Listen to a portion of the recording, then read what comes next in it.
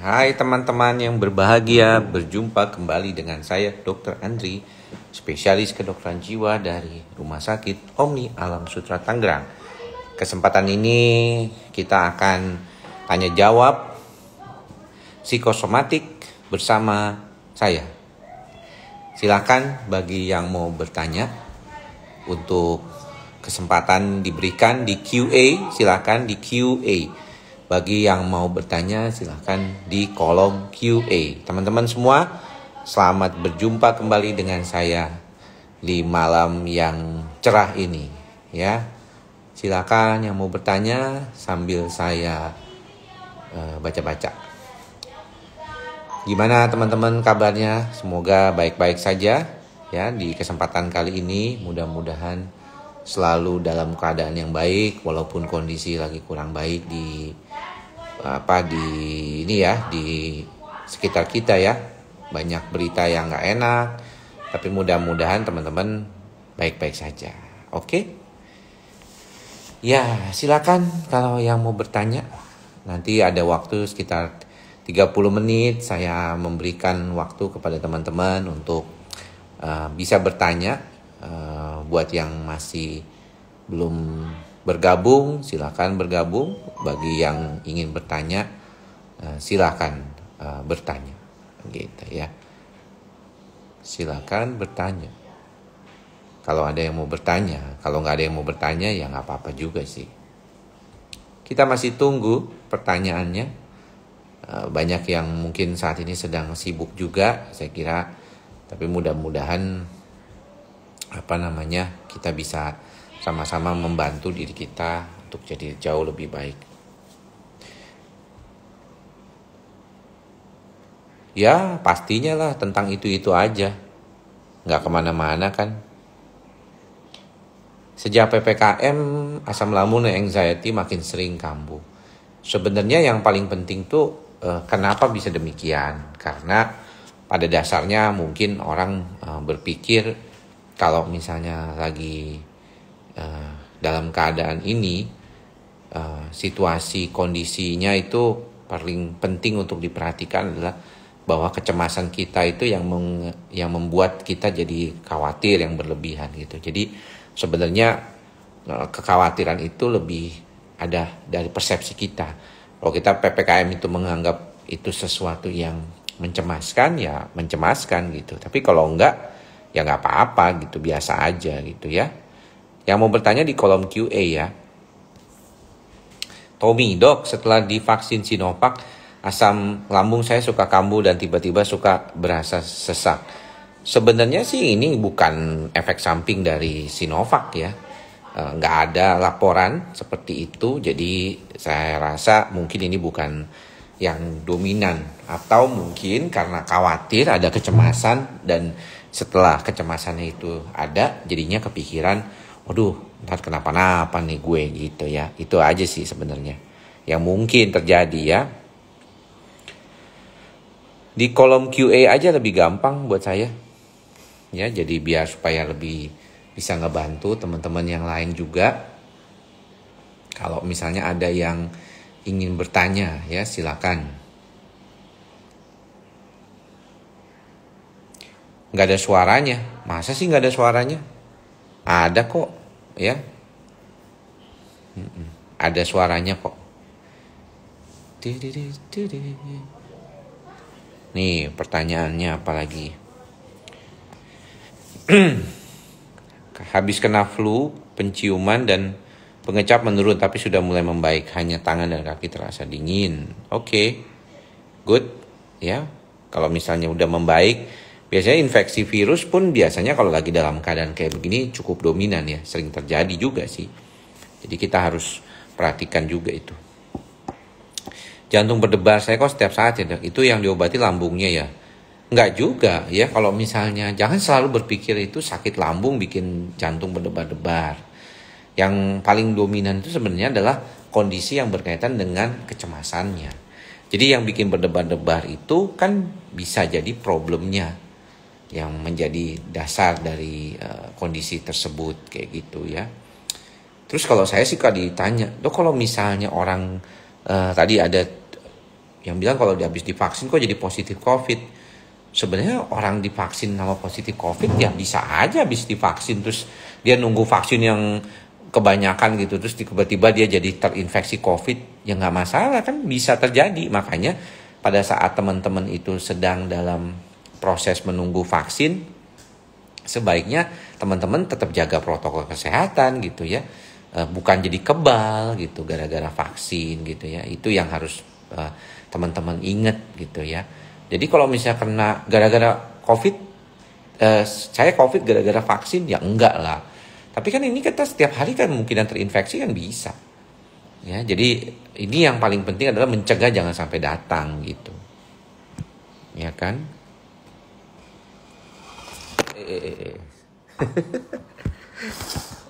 Dia jalan. Kalau konsumsi setiap hari alprazolam apa masih aman? Sebenarnya kita mengkhawatirkan penggunaan alprazolam setiap hari itu karena kemungkinan untuk toleransi ya, apalagi kalau tidak digunakan dengan cara yang tepat ya. Artinya banyak di antara teman-teman mungkin menggunakan alprazolam itu tidak sesuai dengan pemberian dari dokter. Lebih banyak kondisinya itu kayak kekhawatirannya itu ketinggian, jadi dia akhirnya menggunakannya sendiri dan akhirnya jadi malah kurang bagus gitu ya. Saran saya sih hati-hati penggunaan alprazolam, harus dengan petunjuk dokter. Setidaknya dokter itu memahami bahwa penggunaan obat itu benar ya, karena kalau enggak nanti sulit. Dok, kenapa setiap mau melakukan sesuatu saya merasakan panik banget, takut dan merasa down duluan? Yang sebenarnya terjadi adalah apakah sistem saraf pusatnya itu memang terlalu sensitif sehingga ketika kita melakukan hal-hal yang biasa saja kita merasakan tidak nyaman begitu ya. Kan pengobatan psikiatri itu sebenarnya tujuannya untuk itu. Dok, setiap hari perut terasa begah, nafas nggak tuntas. Mohon masukannya. Sebenarnya kalau menurut saya nomor satu yang harus diperhatikan itu adalah apakah kita bisa ya membuat diri kita tuh lebih sehat dengan pola hidup yang sehat. Jadi pola hidup yang sehat ini nomor satu nih. Baru kemudian kita mikir, adakah penyebab lain? Misalnya apakah cemas kita berlebihan, atau ada problem yang berkaitan dengan kondisi kehidupan kita gitu ya. Jadi itu yang paling harus diperhatikan. Itulah mengapa dalam mantra kita bersama, ikhlas, sabar, sadar. Nah, sadar itu gunanya memang di situ. Kita belajar bagaimana caranya mampu membantu diri kita supaya jauh lebih baik. Gitu teman-teman ya. Itu yang penting. Oke, selanjutnya kolom pertanyaan aja ya, saya biar supaya nggak ngebacain komennya. Dok, saya pasien dokter dari 2012. Saya merasa meriang telapak tangan, cek suhu normal. Ya udah, itu mungkin kondisi yang berkaitan dengan kecemasan saja. Ya, itu bisa jadi terjadi. Ups, kenapa nggak bisa dicabut nih? Dok, semenjak COVID naik, sekarang tiap keluar rumah perasaanku kenapa? Perasaanku cemas, wajar dong. Ya, kadang-kadang kalau kita bicara tentang kecemasan, seringkali bisa demikian. Dr. Kevin, ya halo juga. Dok, saya penyintas, masih sering psikosomatik. Bagaimana membedakan psikosomatik dengan benar-benar mengalami? Sebenarnya kita harus perhatian pada ketika gejala itu ada. Makanya ketika tadi saya posting yang berkaitan dengan sesak napas. Sesak napas itu bisa terjadi pada orang yang mengalami gangguan cemas ya. Gangguan cemas panik itu dia bisa tuh mengalami sesak napas. Nah, terus bagaimana dong supaya bisa tahu bedanya? Sebenarnya tahu bedanya itu kan lebih kepada apakah kita ini secara objektif itu mengalami masalah. Misalnya demam di atas 38 derajat Celcius, oksimetri kita di bawah 95, ya sehingga kita khawatir.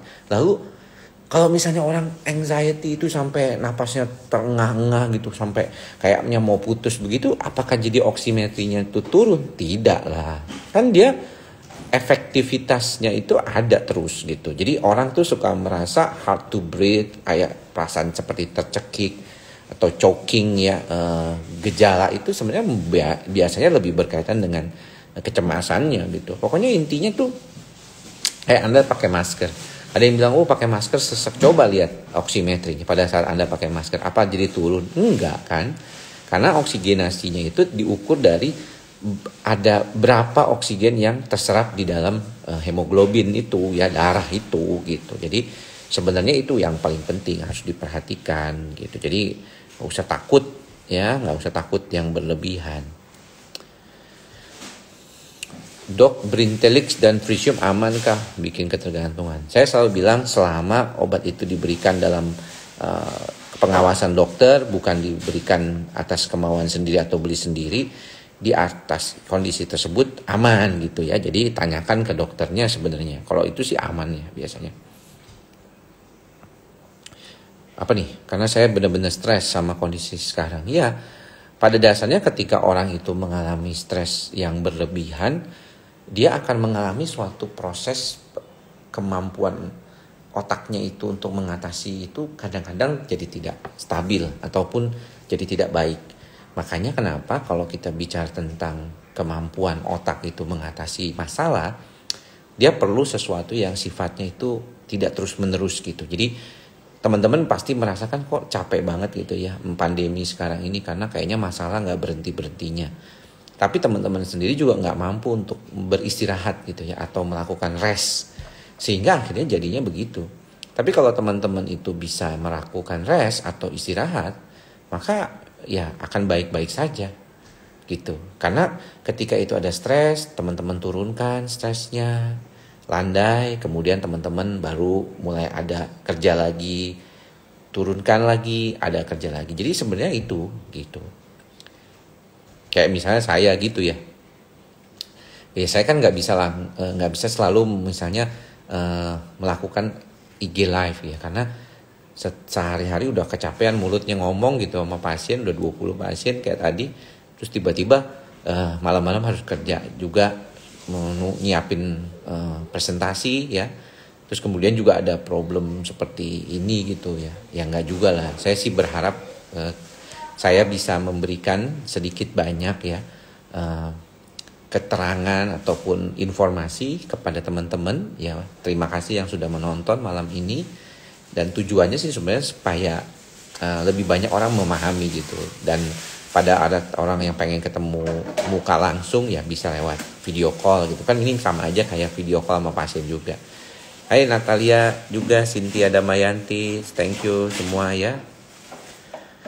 Dokter, cemasnya kambuh kalau dengar kematian karena COVID. Kematian karena COVID didengar jadi cemas, solusinya jangan dengar. Atau jangan banyak suruh bilang yang orang-orang tertentu, kamu jangan suka kirim-kirim kabar gitu ke saya gitu. Saya nggak bisa gitu. Saya sering nggak enak, napas sampai pintu dokter sembuh, ya itu mah cemas. Kalau orang yang sakit beneran itu kan nggak mungkin tiba-tiba hilang begitu aja kan gejalanya. Untuk penggunaan obat sertralin Diepakot sebaiknya bagaimana dok? Kalau obat itu semuanya diminumnya sesuai kan? Ya, sesuai dengan petunjuk dokternya. Jadi harus ditanyakan ke dokternya. Dan kalau saya sih taunya sertralin dan Diepakot bukan obat yang kayak dimakan hanya jika perlu, ya beda itu.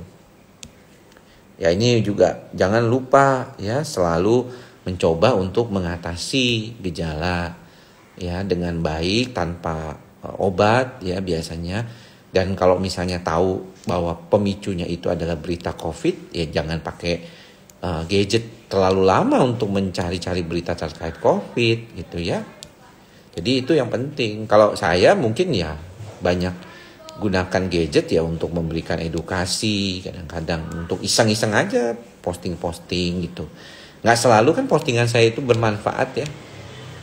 Kadang-kadang cuma posting lagi di rumah sakit gitu. Itu kan posting tidak bermanfaat itu ya, cuma mau ngasih tahu aja kalau saya sudah di rumah sakit gitu.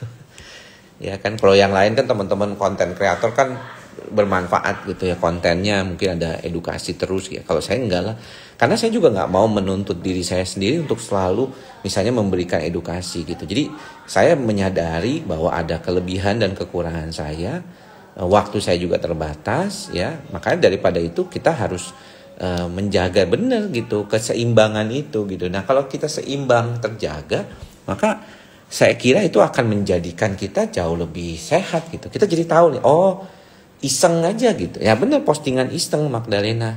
Jadi ngapain kita terlalu, waduh gua hari ini gua harus bikin konten gitu.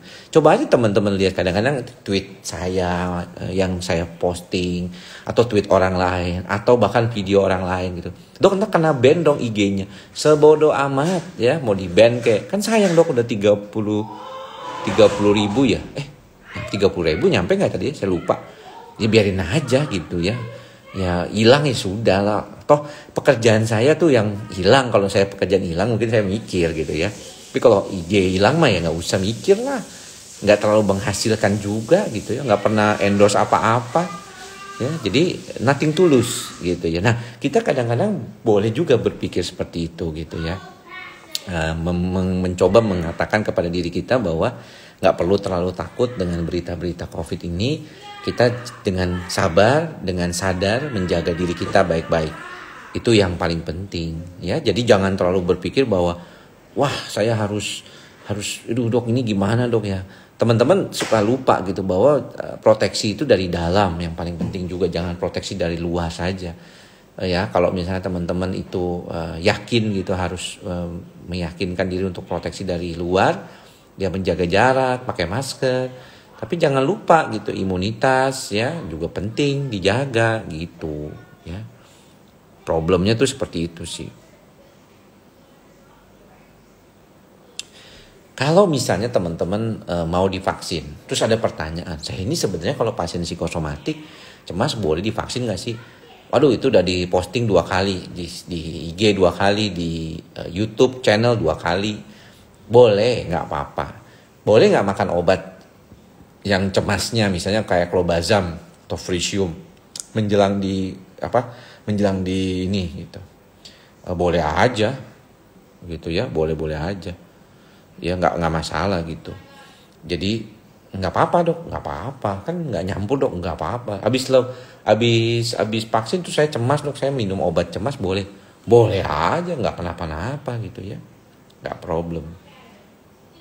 Jadi kalau dasarnya sendiri kemungkinan kita terkena hal-hal yang tidak baik gitu ya berkaitan dengan vaksin itu mungkin pada saat nunggunya itu ya. Makanya teman-teman tuh jaga jarak. Jangan sampai ada yang bilang, wah habis divaksin saya kena COVID. Ya iyalah bisa kena, orang waktu nunggunya buka masker, makan gitu sambil makan gitu. Makanya perlu jaga fisik yang benar gitu ya. Rencana besok mau konsul, boleh silakan ya. Obat juga masih ada ya. Sebenarnya sih konsultasi sekarang memang agak menurun karena aman loh. Aman tidaknya itu tergantung Anda ya. Jadi kalau misalnya berbicara tentang, halo, mau kemana dek? Minta tolong.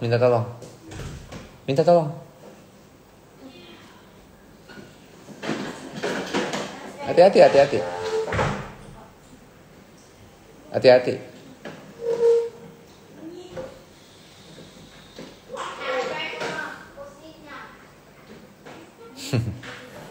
Itu anak saya. Oh, first line treatment buat terapi kecemasan apa? First line treatment kecemasan sih sebenarnya antidepresan, SSRI. Coba aja cari di Google. First line treatment drugs for anxiety disorder. Itu antidepresan. Di luar negeri sih udah jarang digunakan anti cemas ya.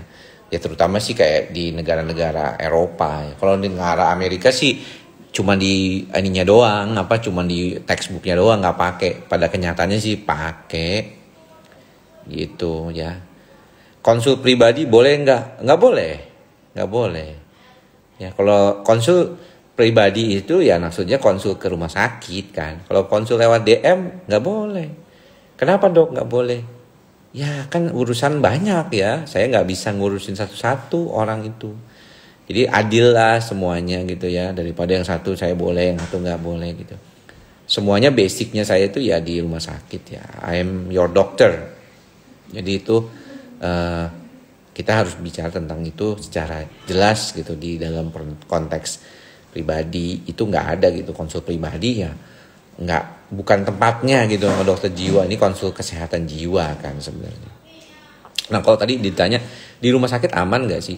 Aman atau tidak aman itu tergantung. Kalau ditanya apa rumah sakit COVID rumah sakit tempat saya praktek itu menerima pasien COVID, menerima lah. Mana ada rumah sakit yang tidak menerima pasien COVID sekarang? Ada ruang perawatannya, ada gitu. Ada di IGD ya pasien COVID banyak gitu ya. Ya pasti ada gitu ya. Jadi ya nggak mungkin gitu, mana rumah sakit yang nggak terima pasien COVID sekarang, kecuali rumah sakit itu mungkin belum punya itu ya, belum punya tempat gitu ya itu. Kalau tiroid emang kenapa nggak vaksin? Boleh-boleh aja bukan? Coba deh tanya dokter Sandra tuh di postingannya beliau tuh, bahkan pada beberapa pasien lupus aja yang terkontrol boleh gitu. Psikiater dikasih yang bagus, semua psikiater bagus. Anda kalau tanya psikiater yang bagus siapa, saya nggak akan bisa jawab seperti pertanyaan itu. Semua psikiater bagus. Kalau nggak jadi dokter jiwa tuh gimana sih? Pasang ring memang betul ya. Saya punya banyak nih Pak Mulyadi ya. Saya banyak punya pasien yang mengalami gangguan tidur, gangguan insomnia itu setelah pasang ring ataupun setelah bypass ya atau CABG. Jadi itu seringkali terjadi itu, banyak tuh pada kasus-kasus seperti itu. Perlu diobatin Pak, bisa diobatin dok. Pengen konsul tapi jawab apa nggak bisa sementara mulai DM dulu, tidak bisa. Ya DM saya kan dimatiin, ya DM saya dimatiin. Jadi Anda tuh kayaknya cuman ada sebagian orang yang bisa mention saya gitu. Di Twitter, kok di Twitter, di IG gitu, yang lainnya nggak bisa, karena memang saya sengaja tidak bisa di-mention. Jadi kalau misalnya saya bertanya ke teman-teman tuh, teman-teman jawab, nah itu baru saya bisa jawab kayak gitu. Itu pun tidak selalu ya, karena keterbatasan waktu juga sih, karena waktunya cuma sedikit. Saya tidur 7 jam, 7-8 jam. Praktek 8-9 jam, di jalan 1 jam, main-main. Nah, dok di Twitter ada thread yang bilang GERD comorbid. Maksudnya apa sih? Comorbid apa nih? Comorbid teman-teman tahu nggak sih artinya comorbid? Comorbid itu artinya penyakit itu ada di dalam orang itu bersama-sama. Jadi misalnya nih, ada pasien yang mengalami gangguan cemas. Kemudian dia juga ada gejala GERD gitu. Nah itu comorbid tuh. Atau misalnya pada pasien diabetes, dia ada juga darah tinggi atau kolesterolnya tinggi, itu comorbid tuh. Jadi penyakit-penyakit yang berkaitan dengan comorbid itu maksudnya itu penyakit yang berbarengan. Jadi kalau ada yang bilang wah kalau kena COVID itu biasanya pada orang yang punya comorbid, maksudnya itu COVID-nya itu kan penyakitnya. Ya kan penyakit utama nih, si COVID nih penyakit utama. Kalau COVID-nya saja nggak bakalan bikin mati orang. Ya kan? COVID-nya aja tuh nggak bikin mati orang loh. Ya coba Anda baca deh jelas-jelas gitu ya. Itu COVID itu tidak bikin mati orang. Infeksi flu itu tidak bikin mati orang. Ya. Yang bikin matinya adalah karena ada comorbid yang terjadi pada orang tersebut. Misalnya diabetes, obesitas, jantung, ya, ada masalah-masalah yang berkaitan dengan kondisi yang membuat tuh badai sitokinnya itu menjadi luar biasa. Sebenarnya COVID sendiri ya tidak membunuh orang gitu. Dia membunuh orang itu karena ada komorbiditas. Nah, cuman masalahnya tuh banyak di antara teman-teman yang tidak sadar kan kalau kita punya komorbid. Misalnya saya nih pernah tensi saya meningkat, keluarga di rumah itu ada orang tua, ayah dan ibu saya itu punya hipertensi. Jadi saya tuh punya komorbid hipertensi sebenarnya, gitu maksudnya. Tapi yang benar-benar meninggal karena COVID pasti mati nih karena COVID-nya gitu. Kalau enggak mah semua yang kena COVID meninggal tuh kan sembuh banyak, ya 80% sembuh. Yang meninggal itu kebanyakan yang ada problem berat. Nah terus ada yang bilang, tapi dok dia anak muda dok. Aduh anak muda sekarang juga banyak yang gemuk. Ya coba aja nih yang nonton nih sekarang, coba yang laki-laki. Coba ukur perutnya, ada yang lebih dari 90 enggak? Kalau yang lebih dari 90 hati-hati. Ya lebih dari 90 cm hati-hati. Kalau COVID versus kecemasan gimana? Versus artinya VS tuh. Ya versus mah ya lain lah, itu mah melawan. Masa melawan sih? Nggak ada yang melawan kali. Ya memang berita duka itu bikin jadi problem. Nggak usah berita duka. Pasien saya itu kalau ngelihat bendera kuning aja deg-degan ya kan. Sebenarnya nggak usah khawatir kalau didiagnosis bipolar atau saya ini PMDD atau saya ini bipolar atau borderline personality gitu. Basicnya dokter itu akan mengobati tuh gejalanya. Jadi kalau teman-teman anggap aja sama kayak COVID kan. Apa nih gejalanya? Demam, kasih paracetamol. Ada infeksi bakteri, kemungkinan kasih azitromisin misalnya. Ya kan? Begitu kan? Terus apa lagi? Antivirus dikasih. Ada radang, kasih anti radang. Jadi basicnya dokter itu sama. Dokter itu sama semuanya. Ya, dia itu mengobati gejala. Nah, ketika dia berhadapan dengan pasien yang mengalami gangguan bipolar atau apapun lah namanya, dia akan melihat gejala mana yang dominan. Oh bipolar nih, mood swingnya, makanya dikasih mood stabilizer. Obat utamanya mood stabilizer, bukan antidepresan dok. Kalau lagi sedih dok, kalau dia sedihnya dan pernah ada riwayat maniknya, berarti dia tuh bipolar. Dan kita lebih fokus pemberian obat mood stabilizernya plus antidepresan kalau sangat perlu. Ya, jadi kalau misalnya ada yang dikasih dok, ada, saya juga kadang-kadang ngasih gitu. Makanya kadang-kadang kita nggak bisa dari sisi hanya mendengarkan dari pasien. Chatting kayak gitu saya paling nggak suka dok. Saya ngetik tuh males pakai jempol tuh. Ya, makanya saya sering kali pakai laptop gitu ya. Nge-tweet tuh lebih seneng pakai laptop gitu. Ya, itu. Ini kalau mau dipajang QA-nya lebih baik nulisnya di QA deh.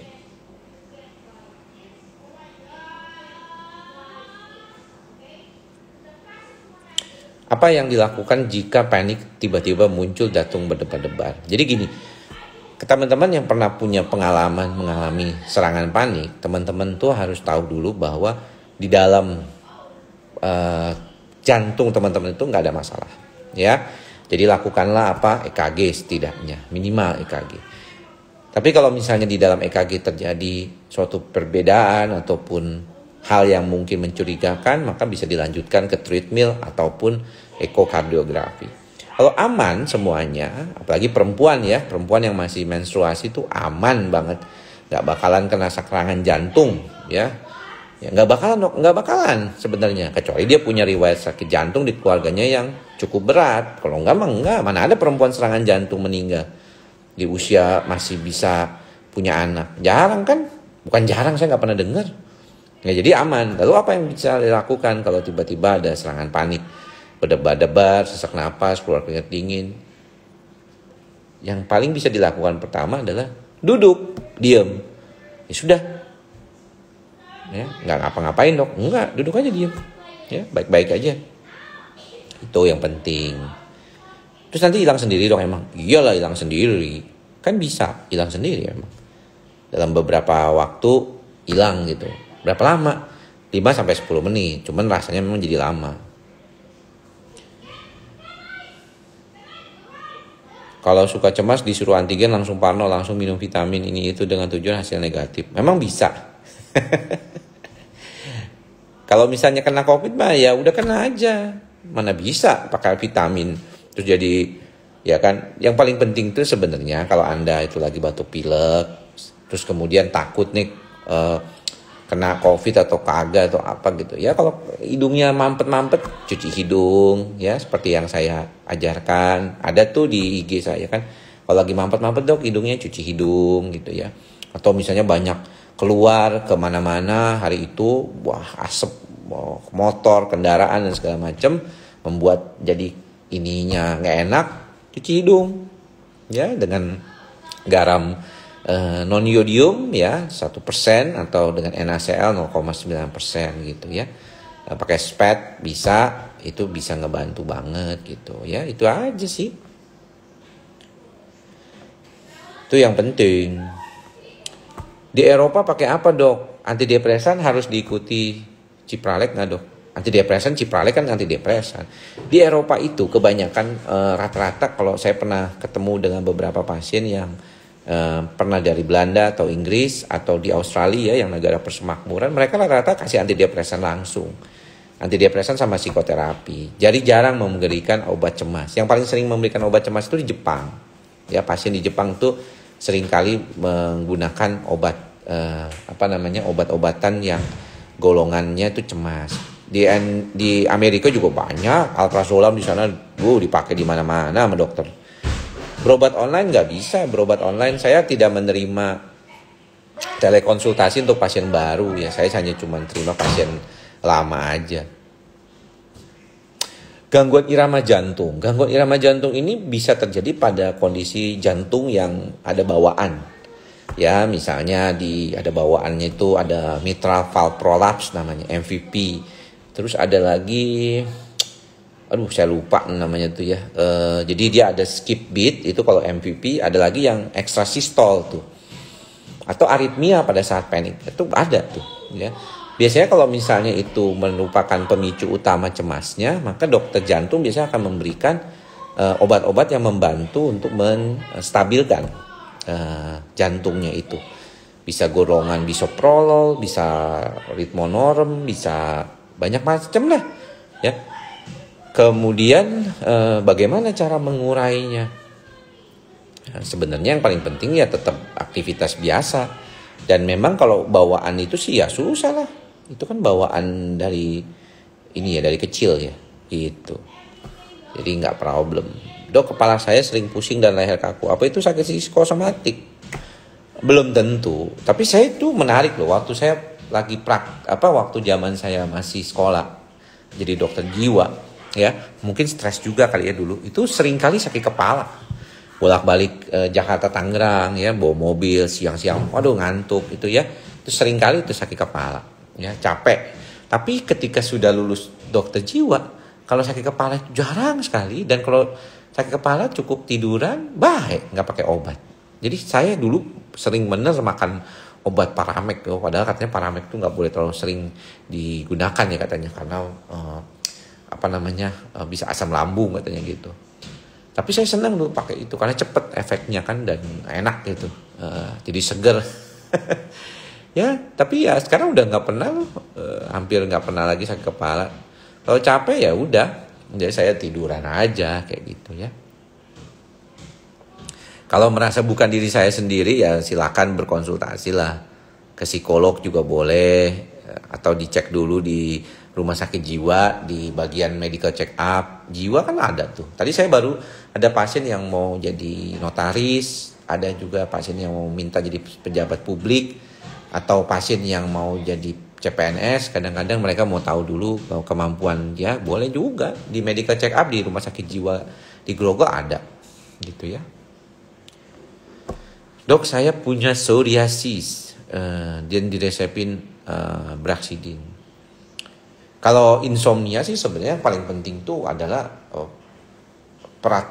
pengaturan pola tidur yang benar. Ya, kalau misalnya insomnia tuh begitu. Dan pada beberapa orang kalau dia punya psoriasis, memang psoriasis itu kan gangguan yang berkaitan dengan kulit itu bisa dikaitkan juga dengan autoimun kan katanya. Dan biasanya tuh gejalanya muncul ketika gejala-gejala kecemasannya itu terjadi dan akhirnya muncul tuh lebih tebal kulitnya gitu ya. Braxidin sih obat lambung sih sebenarnya, tapi dia ada obat ini ya, chlordiazepoksid ya. Gitu ya, sedikit banyak membantu cemasnya sih.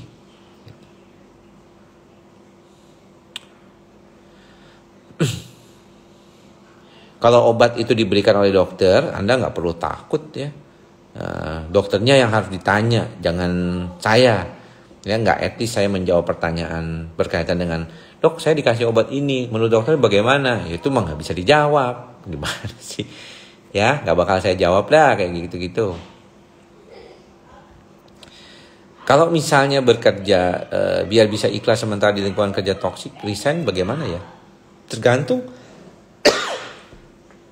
Kalau Anda orang sekarang kalau takut ya batuk-batuk.